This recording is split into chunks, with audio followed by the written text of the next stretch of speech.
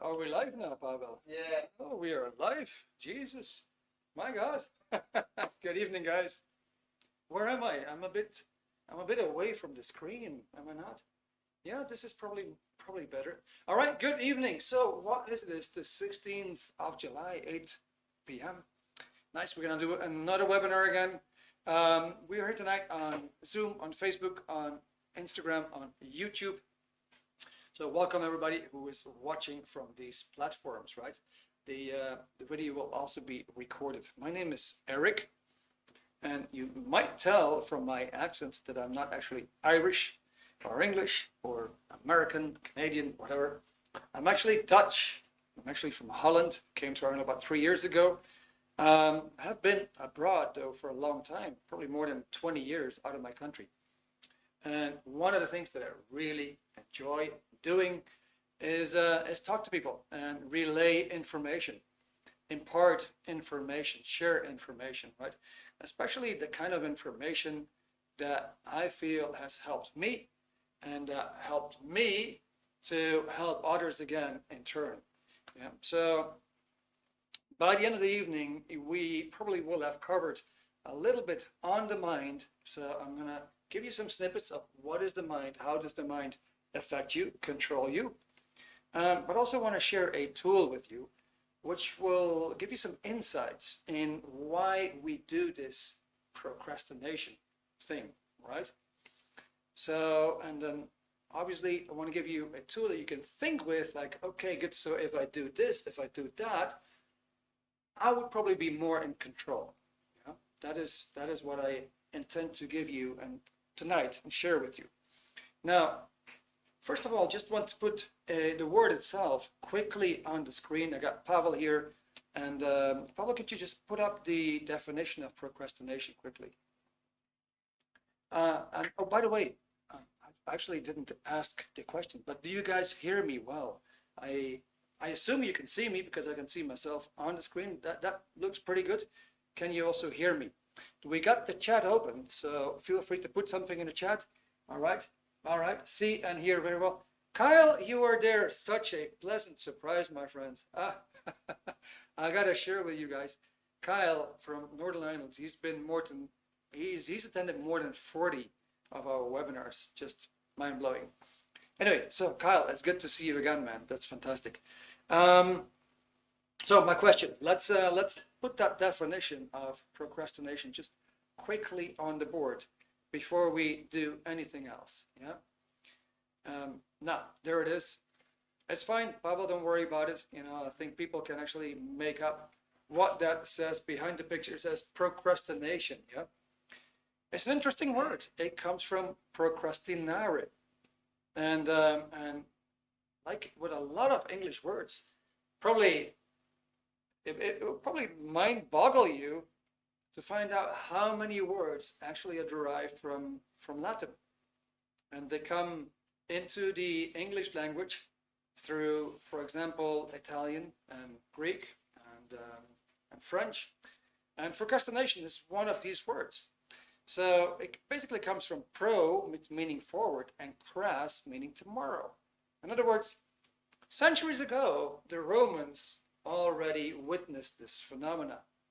Just let me do it tomorrow, right? And that's basically the meaning of the word. Well, let's just do it tomorrow. Let's forward this to tomorrow. Let's not be bothered with it today. Yeah, just for starters. Now that you've just seen it, actually have a question for you guys. And that question is, why are you here tonight? Why did you want to attend this webinar? Do you have any specific reason? Is there anything specific that you want to solve? I'm very curious because actually it might help me to come up with some answers, some additional information. So maybe you want to put something in the chat there and just let us know, do you have a specific reason that you wanted to have this information, have more insights? Maybe you're running into something in life. Maybe you have no idea how to control a certain area in your life. Maybe you keep putting things off, right? So what is it that you're running into? What is it that you want to improve? What is it that triggers you, gets you like, okay, good, you know, I ought to know more about this subject.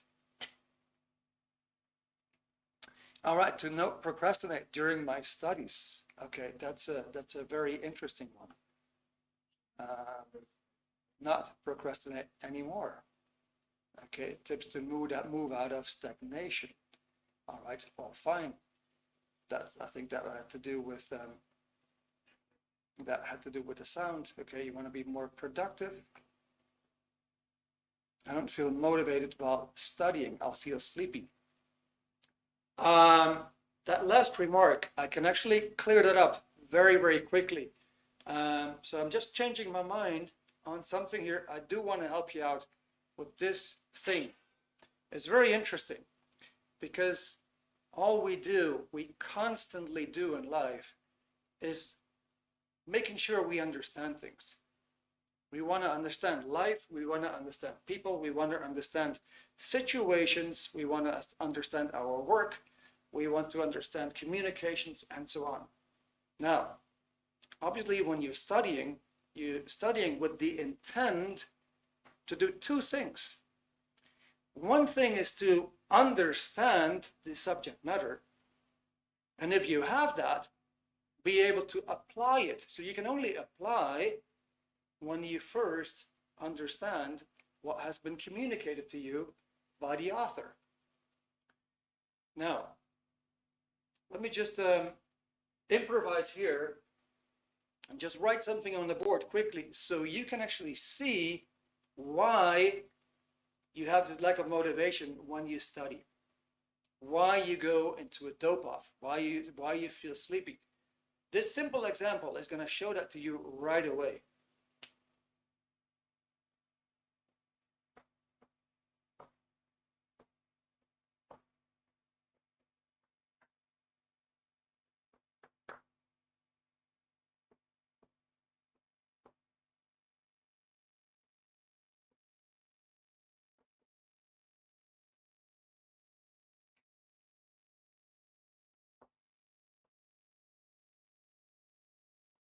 Now, I could make a longer sentence, but this is just a simple sentence here.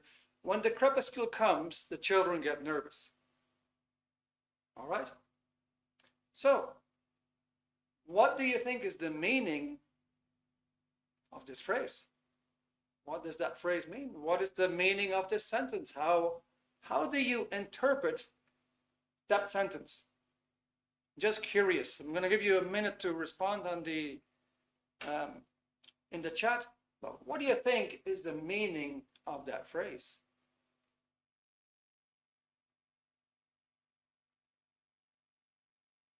Just having a look at my PC here.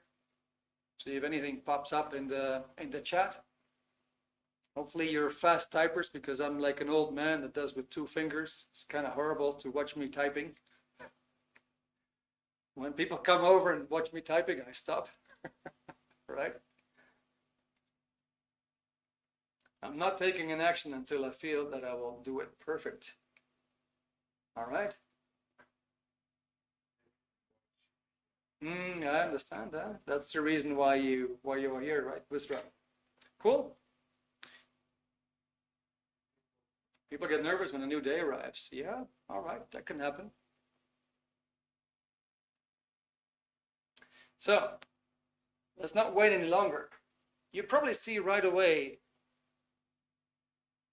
Exactly, yeah, Denji. I would need to understand the word crepuscule. So, here's the thing that happens, right? When you study, you run into words that you don't know. And there's so many words out there that you only partially know, that you have some definitions for. You take a word like, I don't know, at, by, you know, these pronouns kind of things, you know, and you find simple words. And then if you look them up in the dictionary, you get a full page of definitions. Now, what's happening here is you're running into a barrier. This blocks your understanding. You're running into it, and you go like, what is that word? So, now because of a single word, you cannot get the full concept of the whole phrase. Now let's say we take a dictionary and we find out what that word means.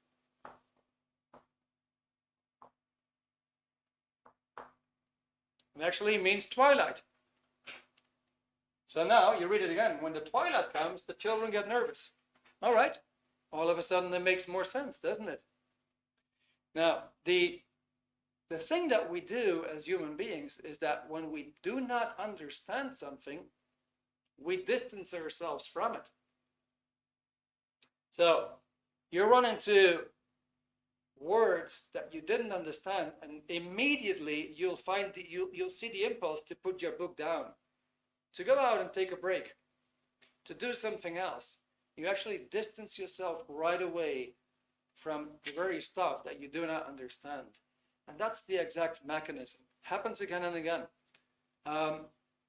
It's quite fascinating. You can ask a student in college or a university and just pick some very, very key words on the subject that he or she is studying. And you ask for a definition of these words, you'll find out quite often that the person has no clue. It's kind of like embarrassing almost to find out that the person who is studying economics and has been doing so for, let's say, 4 or 5 years, and you ask him for the meaning of the word, that he cannot define it. Right? So there you go. That is number one. I hope that helps you. By the end of the evening, I'm gonna share my WhatsApp number with you. There's a whole manual on that I can actually send that to you for free, and it will instantly boost your study and your concentration and the application of what you're learning. It's going to make you a whole lot better student once you get that study technology, right? Okay, good. So that only took us a minute to handle that. Let's go to the subject matter. We're going to take it back to procrastination. Yeah.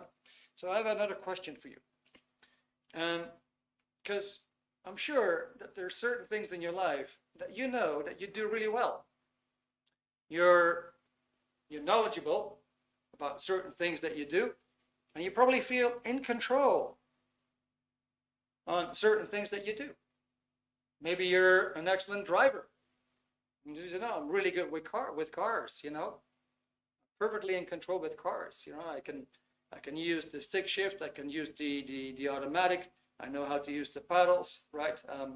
I'm good with all the controls, right? I'm good at speeding, taking turns, what have you. And there's an area where you feel like you're good, you have a lot of knowledge, you have a lot of control. Now, what I would like you to have a look at, and just pop it in the chat quickly. Is there any part of your work, where you feel like, you know, I do that part really well. I feel really confident about that. So maybe it's a certain activity among all the other activities of your work. A certain portion where you feel like, yeah, you know, that's just me. I like this part. I do this part really well. So I would like to ask of you to think about that one of those aspects of work, that where you feel you're in control, you have knowledge, and you can actually do that efficiently, with joy, with pleasure. Is there something like that that you're really good at?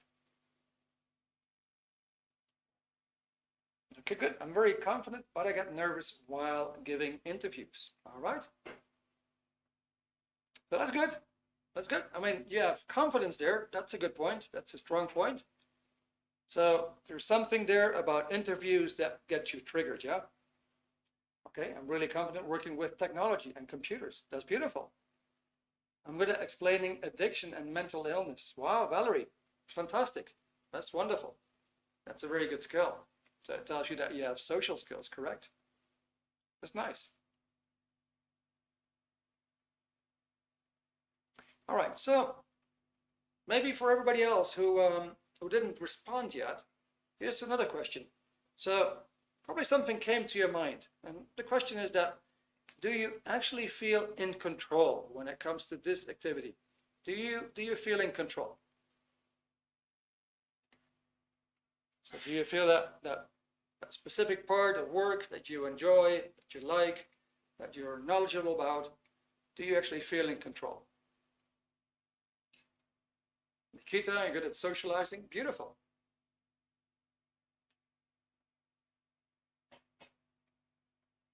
Rishma, okay, I feel in control when playing the guitar. That's fantastic. That's very artistic. That's a skill in itself.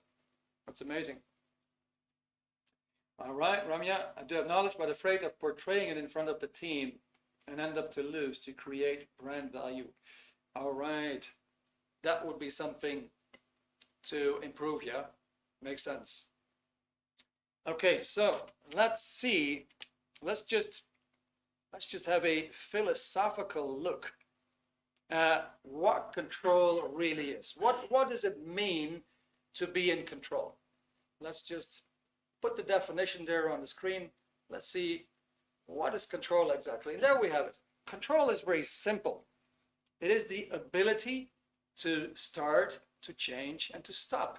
So for example, let's say you want to control your car. Well, you walk over to it and you turn the ignition, you start, right? Now you have to maneuver it to its destination. So you have to take turns, you have to use the pedals, you have to use the controls, you got to use the steering wheel, the accelerator, the brakes, and so on.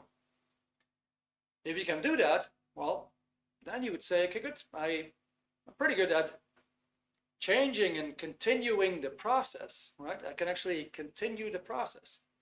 And if you can actually put it in the allocated spot, which is like, you know, the parking space, and you can nicely put it in there, turn off the ignition, you would say, no, I was in control of this car. Right? I was perfectly in control of this car. I was able to start it, change it, stop it. Now, if you look at any activity in life, just any activity in life, it follows this pattern. Even something as simple as making a pancake or dishwashing, it always follows this pattern. If you want to make pancakes, or let's say you want to make a cup of coffee, you're going to start the action and you're going to continue with all the necessary actions in between. And then finally, when you stop, and it's kind of key, when you stop, you have the end result. Right? So normally, if we're in control, we're looking to get the end result. Now, where do most people have difficulties when it comes to control? What do you think most people have difficulties when it comes to control? That's a question for you guys. So maybe you've actually already said something in the chat. Yeah, but what is hard to control, do you think?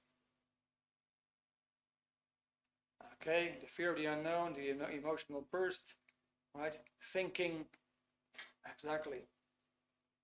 Good answers, guys. Taking the first step, all right. Yeah, when they lack perfection, all right. Other people, judgments, self-confidence, worry what other people think.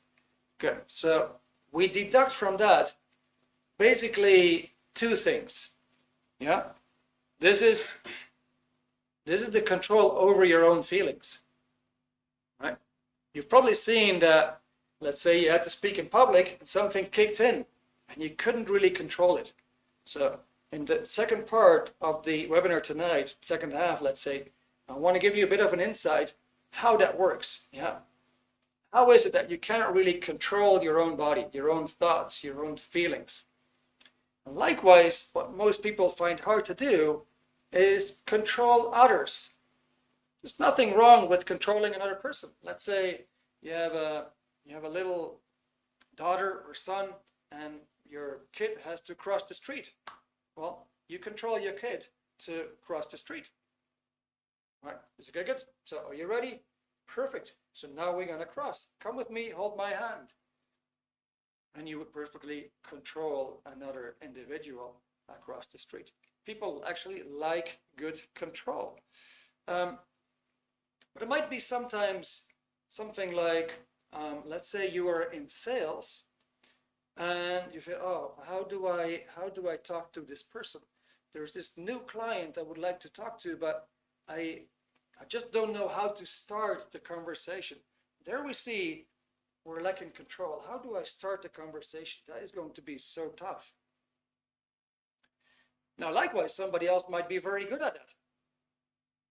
And so we go through the sales process, and it might just be right now that you're not good at stopping the conversation and getting the end result. The end result would be, okay, sir, well, would you like to buy this phone? Would you do me the pleasure of giving me the order today? Right? So, oh, I couldn't do that. Which is to say, like, I've actually approached the customer and I kept talking and talking and talking and talking and talking and talking. And I kind of like want him to tell me, okay, good, I'm going to buy from you. But maybe he's never going to give you the signal. So you're still not in control unless you've completely finalized that whole cycle of action and said, well, how about this, sir? I think this is exactly what you need. Would you do me the favor and give me the order today? And you would actually finish that cycle. So now we see right away, most people lack the first part, the ability to get something started, right? To take that initiative. Oh my God, you got that butterfly feeling. Something is taking over completely. And you're not going to start. Usually is that. Now, okay. By the end of the evening, I'm going to actually show you a book that goes really into that subject matter so you can learn everything about it that you need to know. Now, first of all, I'm still going to show you another tool. Let's get back to that job that you feel that you do really well, or at least a part of a job that you feel that you do really well. Now, next question. Would you consider that you know a lot about that thing? Well, you know a lot about that activity. If you're doing it so well, would you consider that you know a lot about it? What would be your answer?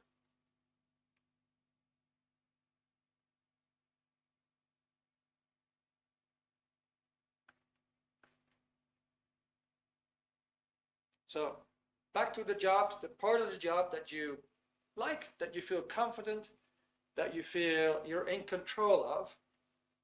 You can do that part. You can start it, you can do it, you can actually get real results there. Do you also feel that you have knowledge, that you know that part pretty well, that you have knowledge on that part? Just pop something in the chat, please.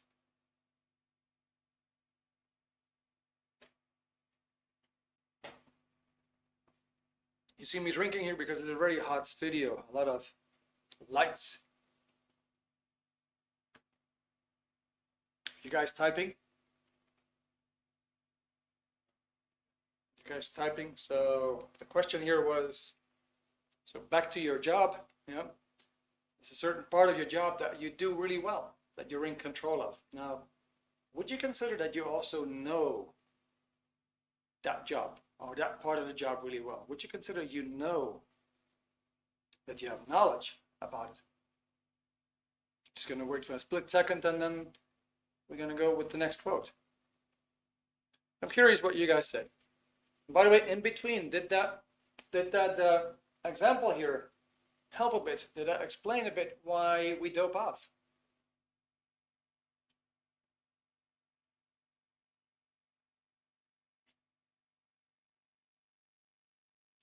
All right, good. So let's just hit it. Let's just go for the next quote. Yeah. So we're gonna do a quote on knowledge. What is knowledge really?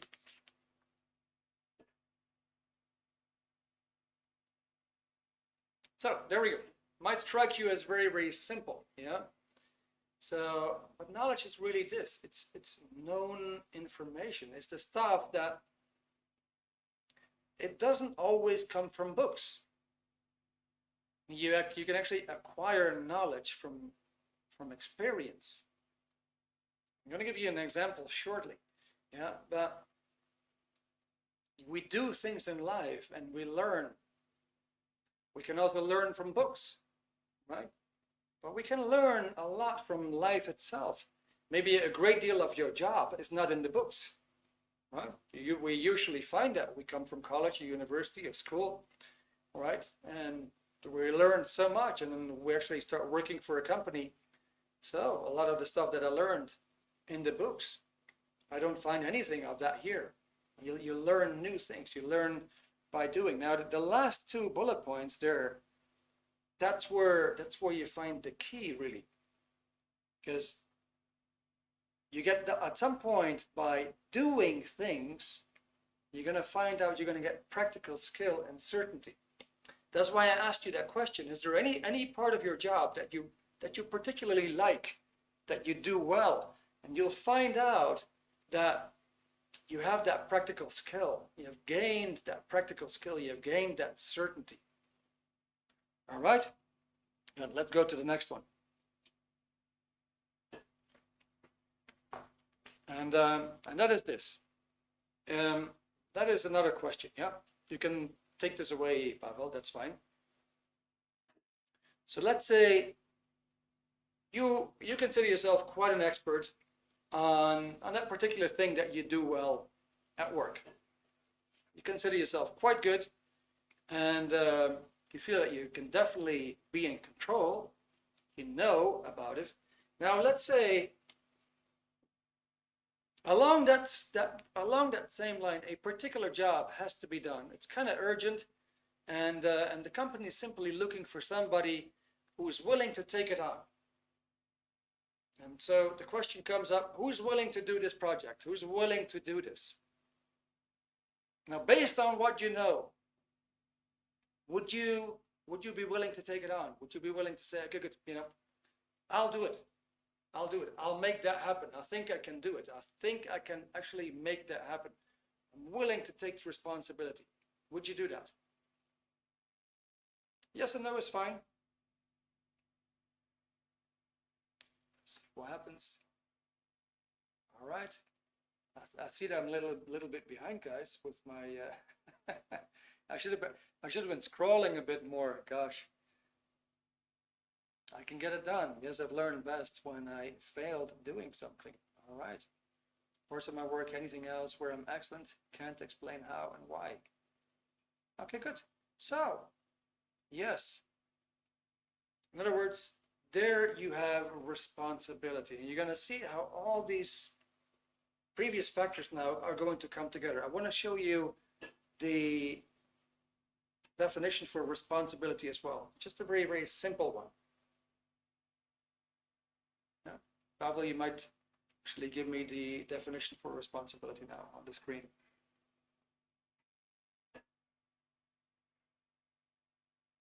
There we have it. So, if you say, I will be responsible, then you actually say, okay, I'm willing to make that happen. I'm willing to cause something. Now, to cause something is the opposite of receiving something. Then you would be effect. Well, when you cause something, you initiate. You take initiative. You make something happen. You put something forth. You emanate. That is what cause means. So if you're willing to cause, you say, well, I did it. It's my doing. I'm doing it. That's the very essence of being responsible. Being responsible is simply saying, well, I did it, or I'm doing it.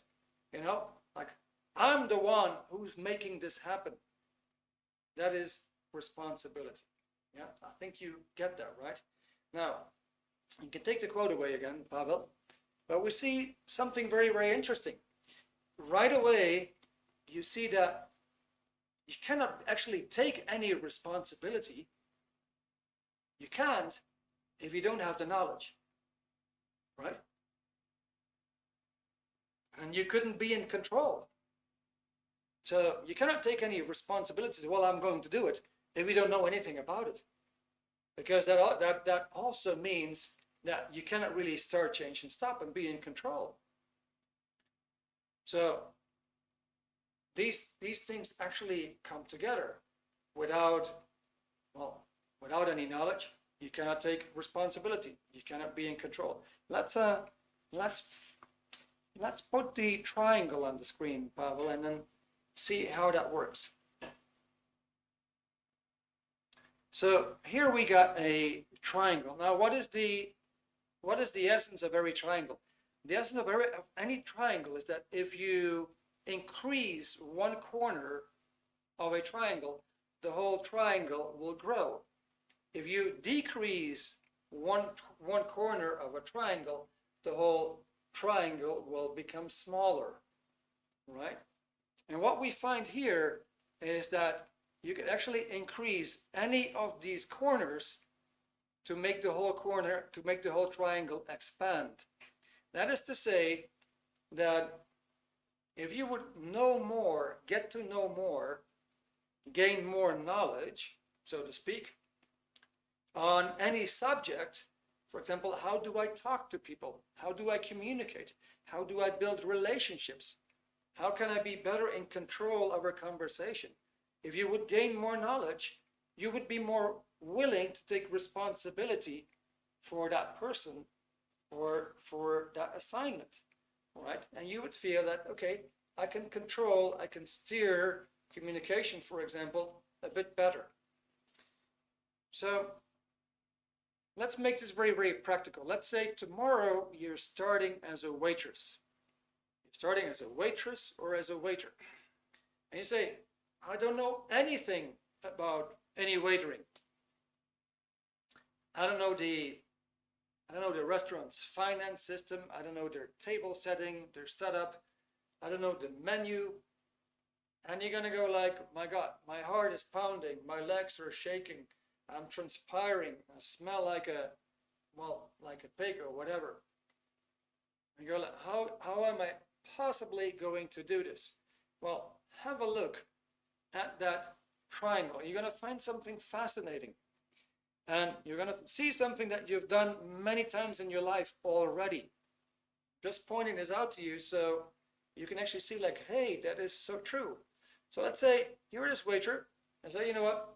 I don't know anything about anything here, but I'm willing to learn. I'm willing to just give it a go. I'm willing to give it a try. You know what? I'm going to cause something. I'm going to make something happen and just see what I'll end up with. In other words, you're gonna take some responsibilities. Okay, you know, give me the menu and give me a payment tablet. And which table should I go to? All right, go to that table. So now you're walking over to that table and you start a conversation. And for sure, you're gonna get questions from the customer. And you took the order and you got back and you almost did it right, perfect.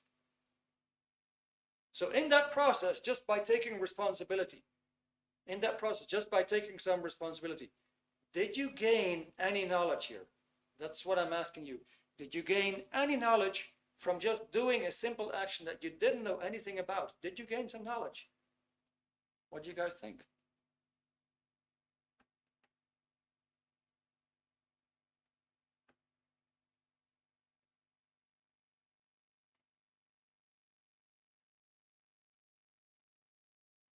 Mm-hmm. Yeah, exactly, right?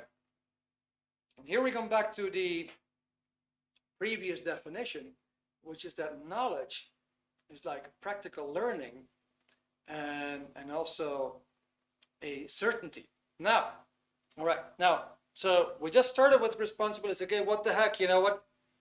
Worst case, they're gonna shoot me, they're gonna lash out at me, they're gonna yell at me.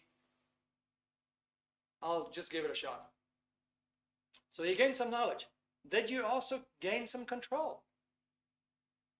In other words, did this help you to start, to change, and to end off? It also helped you to gain some control, right? And here's a fun fact in life. In life, we like to be really free. have our heads clear, got nothing to do, put our legs on the sofa, turn on the Netflix, right? And we just get utterly bored after a couple of hours, because going through this cycle, responsibility, knowledge, control, it gives you a sensation like, heck, man, this is giving me a headache. It's stressing me out. Now you're going to go through and go like, oh, I can actually do this. This is just freaking amazing. I can actually do this. See, so that first barrier is just the hardest part to overcome. But then, if you see what you're going to get out of it, you're going to make gains. You gain knowledge, you gain control. In other words, what you get out of this, you're gaining competence. You're becoming more competent. Competent is the ability to handle life, to have the knowledge about life, to be in control, right? To be willing to take that responsibility. So let's say, okay, good. So we just handled our first client, and we're just gonna keep following this triangle. Okay, good. All right. I'm still shaking, but what is the next thing I should do? And in that process, you're gonna gain more knowledge, gain more control. This is true for any job. I used to really suck at making phone calls. Gosh, I was horrible. I would just, my legs would shake, my heart would pound. I got the butterfly feeling in my stomach. Man, I can't do this. And it took me some time to think it over. Said, fuck this. I'm going to throw myself in a call center. I need to be in control. And I signed up for a 3-month project to do fundraising on the phone. And this was completely computer automated. Like you hear like, hello, Mr. Jones speaking. Yes, it's Erik here. And you would hang up. And you would just have like 10 seconds and you had the next person on the phone. If you wanted it or not, the computer didn't care. It would just keep throwing these people at you. Now, as you can imagine, I had a very rough first 2 weeks. And eventually, because by doing it again and again and again and again, these things will flatten. Now, by flatten, I mean like these awkward feelings will tend to fade, to dim out, right? Now, the next thing, of course, that we want to know is like, where do these uncomfortable feelings come from? Yeah, that's the hardest thing. The hardest thing sometimes is that we have to do things that we're not really sure about, right? Now, you can take that triangle away. I hope this, guys, is this a bit clear for you? Is this something that you can think with and use in your life?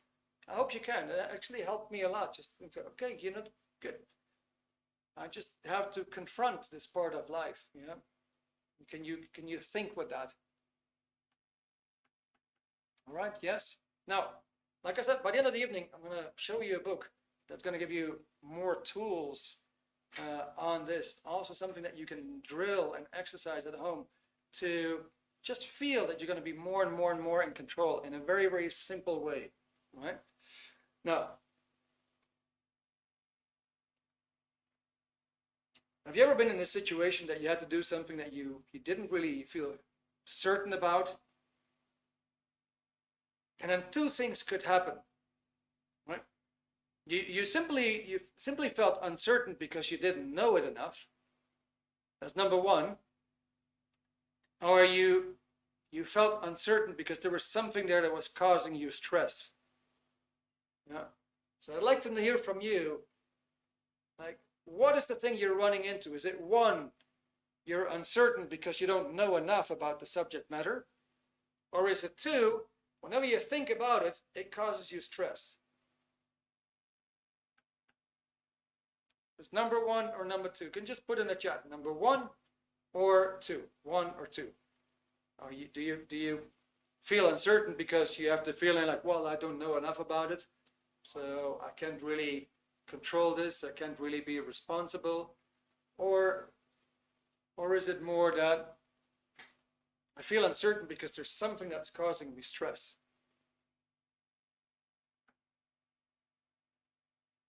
Okay, 1 and 2 both. All right. Number 2, number 2, number 2, number 1. Okay, number 2. All right, so we got a bit of a 50-50 here, right? All right, that's interesting.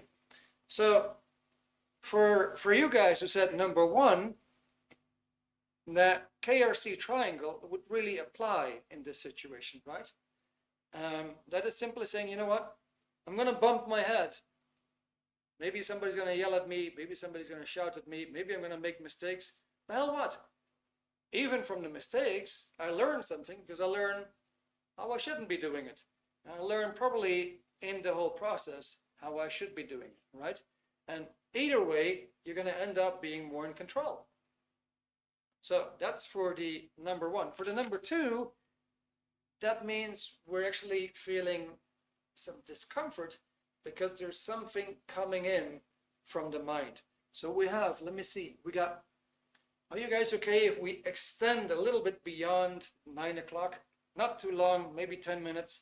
But I want to explain something to you about the mind. Yeah. So, because the mind is actually very, very powerful, and it can put all that stress on your body. Now, the first thing I want you to do, just by means of a quick demonstration, so you right away have an idea what this is all about. Your mind is very simply defined as a recording machine. It's a recording machine. It makes it records everything in your life, everything you do. I'm going to show that to you just in a moment. You'll find out you have nice recordings, and you'll find out you have kind of like bad recordings. The stuff that you like to think about. Oh, you know, I went on holidays. It was so great. You can just think back and reminisce those pleasure moments. Likewise, there's certain stuff you say, well, I want to forget that. That was a bad chapter in my life. I'd rather forget about that. Those are the bad recordings. Now, here's a quick question. Let's just do a quick drill. I just want you to think quickly of primary school. Yeah, very, very quickly. Primary school. Now, if I say primary school, can you recall the playground? Can you get a picture in your mind? Can you see playground again? Playground, the courtyard, the very place where you would go out and have your musters or gather or play outside. You get a picture. Can you also see the building? Can you see the outside of the building? Can you see the color? Can you more or less size it up in your mind? What are the dimensions of the school building? Did it have windows? What was the color of the windows? Right? And let's go inside. And now imagine that you're in one of those classrooms. Can you see where you would come into the classroom? Where was the door?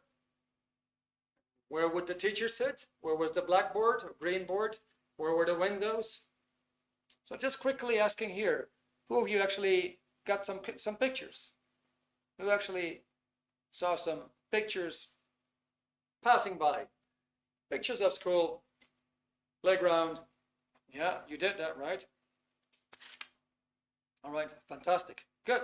So now let's go to the next drill.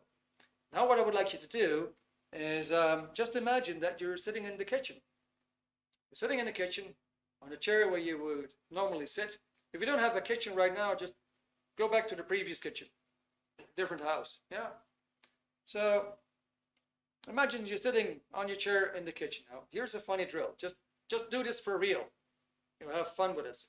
From where you're sitting, what I want you to do is just point out the cooker. Just go ahead and say, okay, let me see. If I would sit here, the cooker would be over there.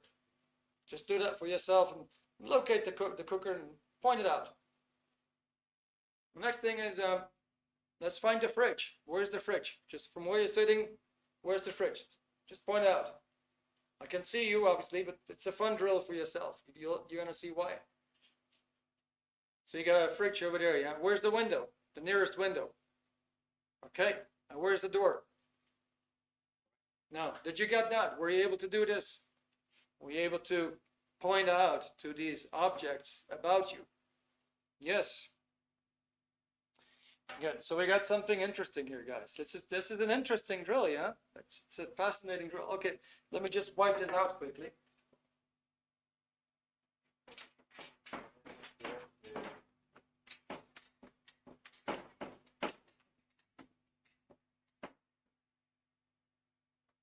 So, all right, now, see some smileys here, that's fantastic.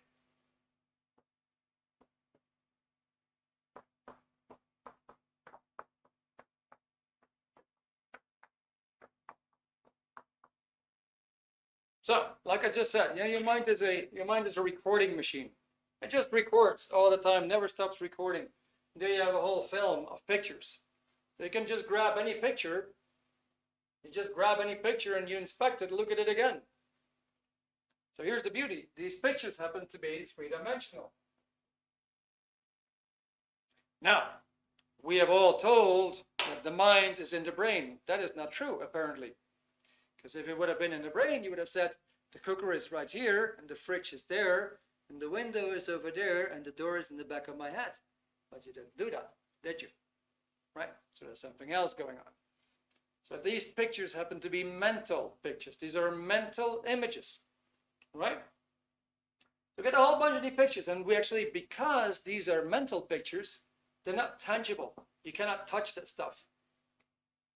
So now there's something there that has the appearancy to be there when you look at it, and at the same time has the appearancy that it isn't there, like there's nothing there. There's the trick, because there's something there right now that can affect your emotions. And I'm just going to ask you, if you would think back of a moment, a painful moment in your life, such as a loss. I don't want you to do that right now. I don't want you to think about that right now, because I don't want to ruin your evening. But you've probably seen this before, that when you got triggered and you, for some reason, had to think back of a painful moment in your life, you remembered a loss or something of a sudden, you probably got moody again, right? You probably got sad again, right? Is that true? Just put that in the chat for me, please. Is that true? Does that happen? Have you seen this happening?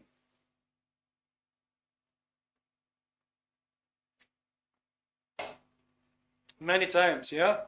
All right, good. So now, thank you for the answer, guys. That means that these emotions, painful emotions and these kind of things are actually stored in your mind.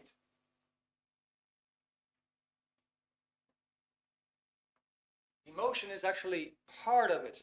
So you've stored all these memories there, and you have stored them with emotions. You've also stored them with conclusions. Let's say I'm a Dutch person, and we kind of like have a tendency to be very blunt in your face. And maybe you're gonna go like, oh, this person is too much. Let's say you dated a Dutch person and go, I'm done with those people. I don't want to see a Dutch person again. Just for example, right? So that will mean that you have a conclusion in there.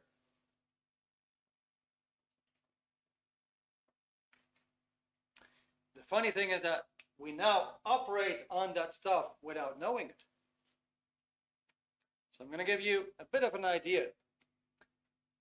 If you would, this is another question, if you would have to speak in public, if you would have to do an exam, let's say if you would have to go to a job interview, would you feel a bit nervous, a bit uncomfortable? Would you experience some discomfort, feel nervous? Yeah, that happens, right? Good. So, my mood is very dependent on my thoughts. It's exhausting. It impacts my ability to action the task I need to do. That's correct. Thank you for the answer. So what is happening here, there is something in the mind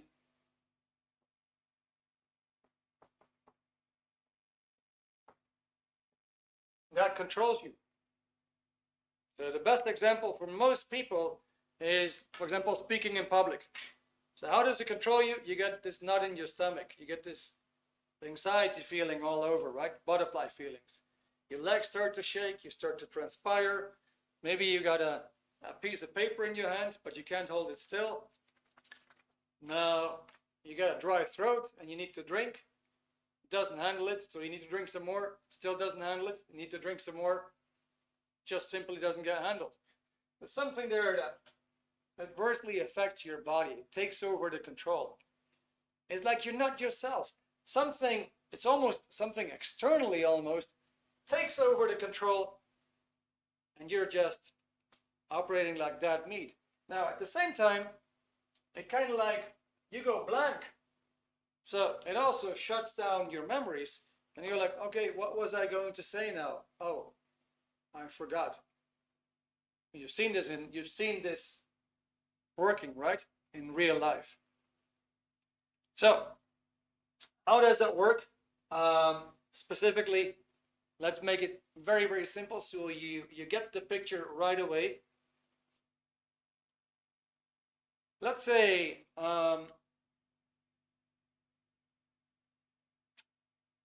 let's just do something really silly. Let's say here there was a specific moment there you had a job interview.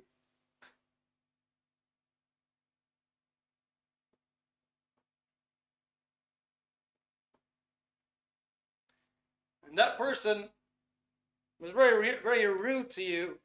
So you were no good. You were not qualified. You had no experience. You're really a nobody. What are you even doing? You know, coming for a job application. So you have quite a bad experience there.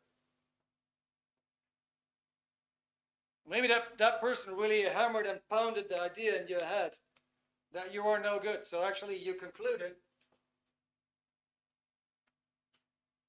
I'm not really that good as I thought I was, or whatever. Okay, so you have a bad experience over here. Now in present time, let's say this is present time.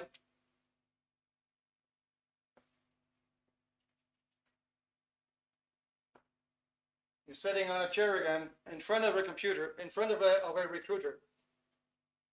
And this person just makes you think a little bit of that person here. What is your mind going to tell you?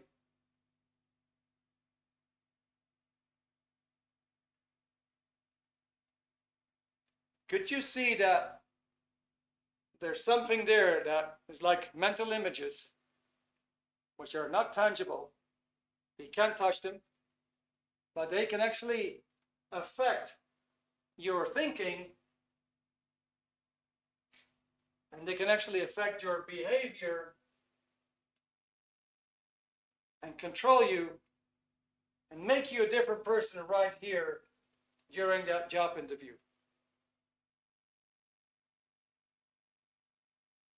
So now you're not really there, or I should say here, because mind-wise you are there. You see how that works? So if you want to know more about that, that is a whole different chapter. Unfortunately, I cannot go there tonight, but if you stay tuned on Eventbrite and Meetup, we do complete briefings, info sessions on what is the mind. And what is the peculiarity here is that we have accumulated experiences in our lives that even stuff that we already have forgotten about that still affect us today.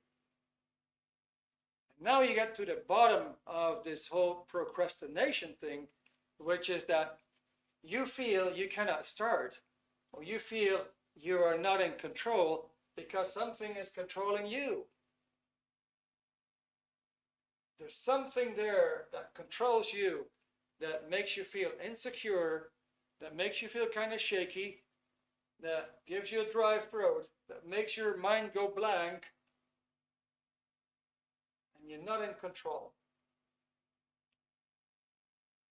So one thing to be more in control is to get more knowledge about life itself. That would actually consist of simple tools that once you start applying those tools, like how do you talk to a person? How do you build a relationship? How do you steer a conversation into the direction of where it's supposed to be going for you? How can you organize yourself better? How can you increase your ability to face situations, to confront and handle situations better?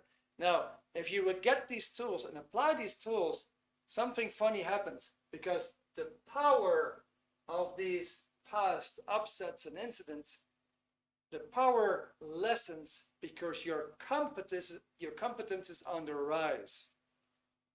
So you start applying KRC, knowledge, responsibility, control. You're going to get more tools.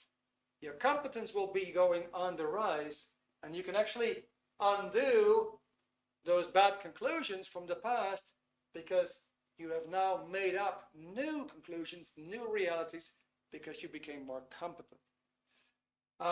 So in short, there's two ways to handle it. I hope I kind of like expressed myself clearly. One is with tools for the workplace, and the other thing would be tools for your mind. Now, actually, it's 9 o'clock, and I think we can end off here. Like I said at the beginning of the webinar, so the outcome of this 1 hour talk is I wanted to give you some insights in a particular tool, just a philosophy that, okay, good, so if I'm just taking a little bit of responsibility in a certain direction, I'm going to gain some knowledge and I'm going to gain some control. I just wanted to show you that. There's more to that, but I'm going to show that to you in a moment in a book. And the other thing that I wanted to show you, of course, was what's there that's in your mind that affects you. Trust me, bear with me, that is going to come up anytime soon. Just check our calendar where we're going to elaborate on that part. We just simply need a full hour to go into it. Now, for anybody living in Dublin, next week, Tuesday, we are actually going to do a 2-hour info session, which is called The Power of the Subconscious Mind. If you want to know more about that, Pavel is going to share my number in the chat. It's a WhatsApp number. If you want to know more about the power of the subconscious mind, how this thing here, these bad experiences can really ruin your life, hold you back, limit you, and how to fix that, then you should definitely be here. It's on a Tuesday evening, next week Tuesday, 7 to 9, Power of the Subconscious Mind, and that's going to be in Dublin 24. Now, for anybody else who's too far away, don't worry, because we'll do a short version of that also in a webinar form. What I want to show you tonight is something that might come in very, very handy. And I'm going to show you a book. I'm going to show you a book, and Pavel, I'm going to show the book first, and then you can actually do that last slide so people have a bit of an idea what the book is about. Here's a very interesting book. It's called The Problems of Work, and it's essentially a toolbox. It's got like 8 very specific tools, just like the KRC triangle. It's got 8 very specific tools, properly explained, and something practical. There's practical things there that you can do right away to increase your certainty. And if you want to help me, Pavel, with the last slide, people can actually have a bit of an idea what that book is about. Yeah. Now, this is what the book covers. Number 1, on what does success depend? Number 2, how to handle situations with certainty. In other words, How can you increase that certainty in any kind of a situation? How to be in control, right? How to develop that control. Now, here's a key thing, because when we're talking about control, we do like to be more in control with ourselves when we're dealing with other people. How do I start a conversation? How do I talk to a person? How do I get my reality across? How do I get this person to understand me? That's going to be covered in chapter 4, how to build better relationships. And chapter 4 is, well, some people are moody, some people are grumpy, some people are bored, some people are enthusiastic, some people are not interested. How do you deal with these different emotions and get them on your bandwagon?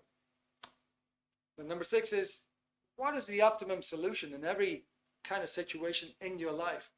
Very interesting chapter that will actually help you to find more direction in life.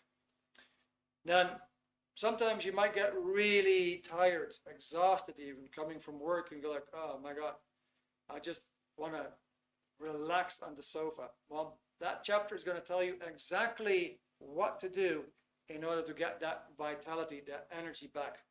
Finally, super interesting chapter, the person, the one who succeeds.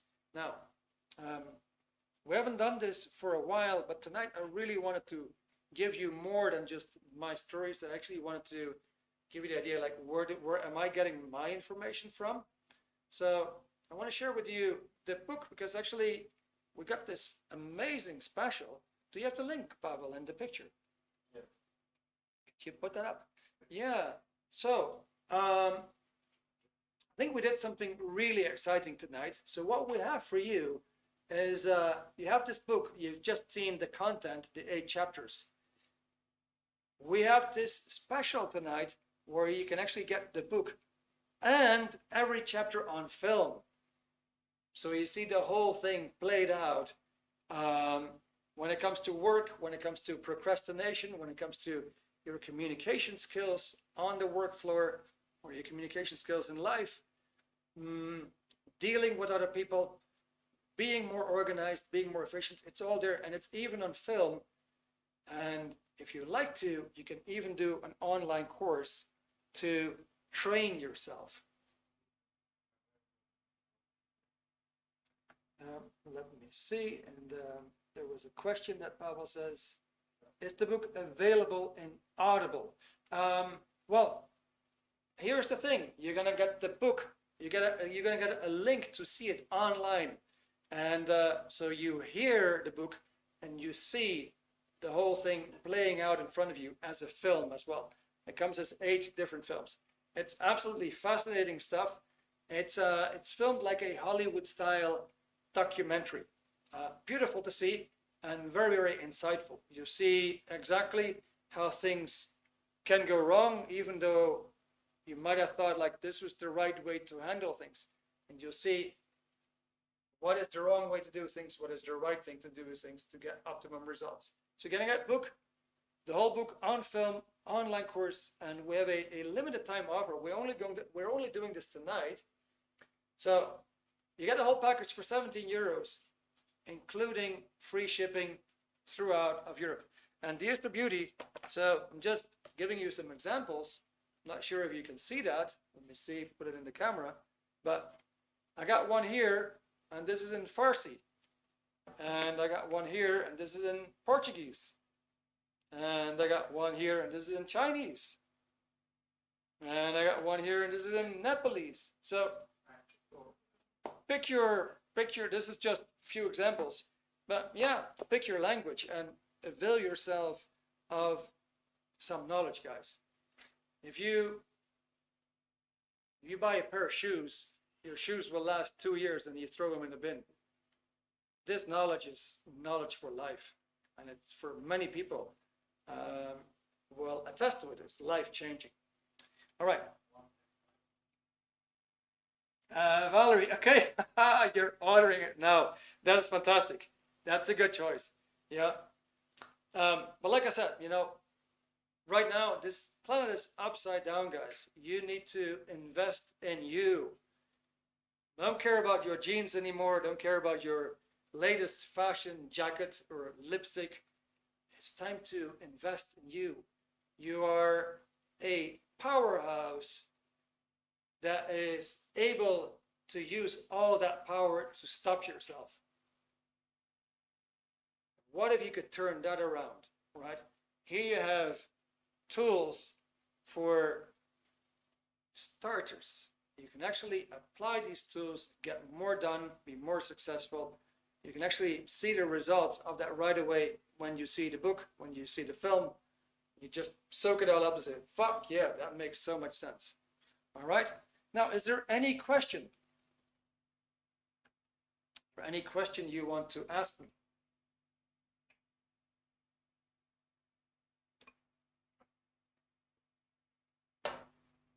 Previously, just jokingly, if Kyle was here, you know, the guy that followed more than 40 of the webinars, if there was a question time, he would say, what are you drinking?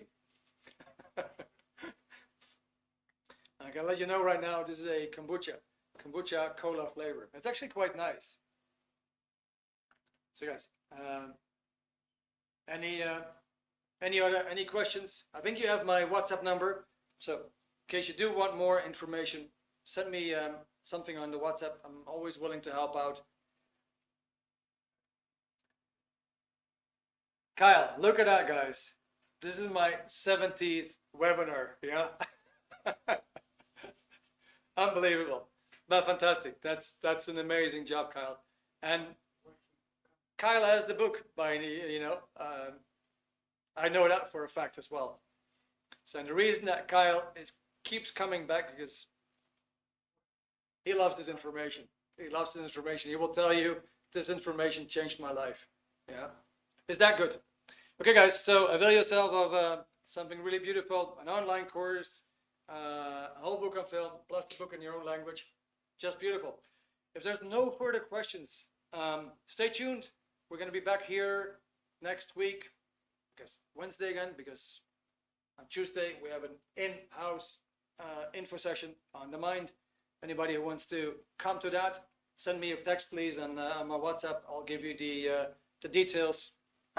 We already have 140 registrations, all like-minded people who want to know what is the mind, what's holding me back, what's limiting me, how can I fix that? So for now, guys, thank you so much. It's been great having you here. You were entertaining. I liked your answers a lot. I hope that you got something out of this, something to think about tonight. So you have a great rest of your evening, and I look forward to see you again. Bye for now.